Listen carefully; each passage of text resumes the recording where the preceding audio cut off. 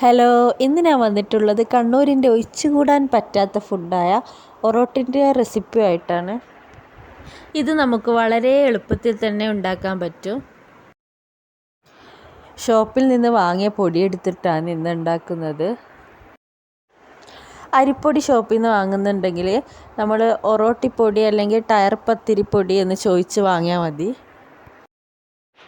Ration അരി പൊടിച്ചിട്ട് നമുക്ക് ഒറോട്ടി ചുടാൻ പറ്റും. ഒരു പാത്രത്തിൽ ആവശ്യത്തിന് അരിപ്പൊടി എടുക്കുക.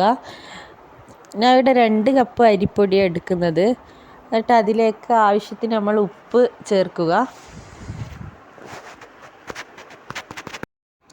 എല്ലാ ഭാഗത്തേക്കൊന്നും ആകുന്ന വിധത്തിൽ മിക്സ് ചെയ്യുക ഉപ്പ്. അരിപ്പൊടിയിലേക്ക് ആവശ്യത്തിന് വെള്ളം ചേർത്ത് നന്നായി മിക്സ് ചെയ്യുക. പച്ചവെള്ളം തന്നെ ഒഴിച്ചാൽ മതി.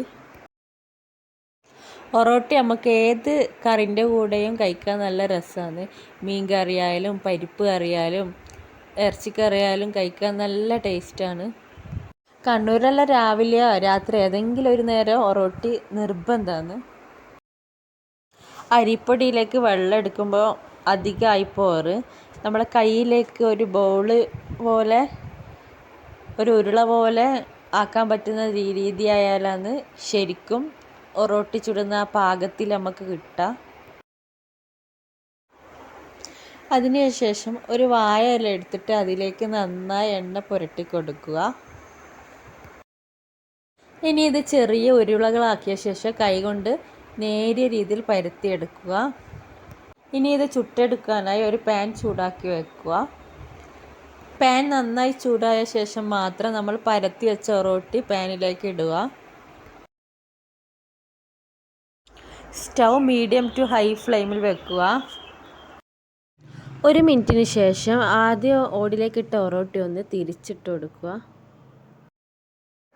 ഒറോട്ടി ചുടുമ്പോൾ ഒറോട്ടിൻ്റെ ഓടിൽ നമുക്ക് 4-5 ഒറോട്ടി ഒപ്പരം ചുട്ടെടുക്കാം. ഒറോട്ടി ഗോൾഡൻ ബ്രൗൺ കളറായിട്ട് വരുമ്പം വെന്തണമെന്ന് നോക്കാൻ വേണ്ടിയിട്ട് ഒരു കയ്യിലെടുത്തിട്ട് ഒറോട്ടിൻ്റെ മുകളിലേക്ക് നന്നായി പ്രസ് ചെയ്ത് കൊടുക്കുക. വെന്തണമെങ്കിൽ ഒറോട്ടി നന്നായി ഇതുപോലെ പൊങ്ങി വരും.